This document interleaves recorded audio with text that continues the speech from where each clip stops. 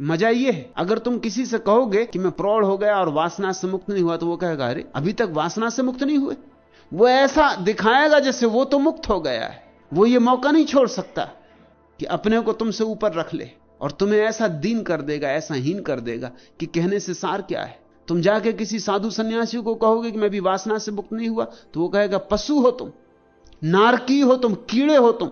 वो तुम्हें गालियां देगा। तो कहने में सार क्या है? छुपाए रहो अपने दर्द को, छुपाए छुपाए मर जाओ। तुम तो ईमानदार आदमी हो कि तुमने ये निवेदन कर दिया, लेकिन 99% आदमियों की यही अवस्था है। कहते नहीं किसी से, कहना क्या है, कौन समझेगा? लोग हंसेंगे, उल्टे लोग उल्टे अपमान करेंगे। तुम्हारी प्रतिष्ठा होगी कुछ तो वो भी गिर जाएगी। यहां तो प्रतिष्ठा उनकी है जो दावेदार है। दावा झूठा हो कि सच, इससे कोई सवाल नहीं।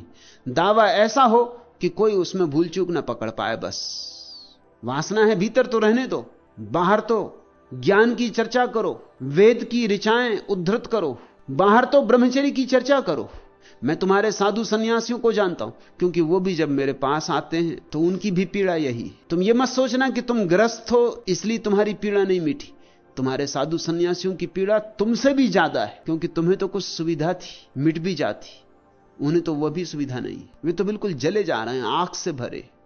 अगर तुम्हारे साधु सन्यासियों की खोपड़ी खोली जाए, छोटी छोटी खिड़की बनाई जाए खोपड़ी में, और उनकी जांच की जाए, तो तुम चकित होगे कि तुम जितना नारकी दृश्य वहां देखोगे तुम्हें कहीं भी दिखाई ना पड़े।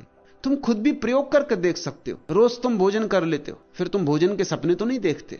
एक दिन उपवास करो, उस रात भोजन का सपना देखोगे। 2-4 दिन का उपवास करो, भोजन ही भोजन की सोचोगे, और सब सोच विचार खो जाएगा। मैं तुमसे कहता हूं राधा रमन, काम वासना का विचार भी खो जाएगा। 5-7 दिन उपवास करो, भोजन ही भोजन दिखाई पड़ने लगेगा। रास्ते पे निकलोगे तो स्त्रियां दिखाई नहीं पड़ेंगी, होटलें दिखाई पड़ेंगी। होटलों के अक्षर बिल्कुल साफ साफ दिखाई पड़ेंगे, बोर्ड बिल्कुल पढ़ोगे, बार बार पढ़ोगे। रास्ते पे निकलोगे तो और कुछ नहीं, ये भजिए की गंध, ये पकौड़ों की गंध, राह तुम्हें एकदम गंधों से भरी मालूम होगी, भोजन की एक से एक गंध। इसी रास्ते से जिंदगी भर गुजरे थे, ये गंध तुम्हें कभी मालूम ना पड़ी थी, क्योंकि पेट भरा था, तृप्त थे तुम। अभी तुम रास्ते से गुजरते हो, स्त्रियां ही स्त्रियां दिखाई पड़ती।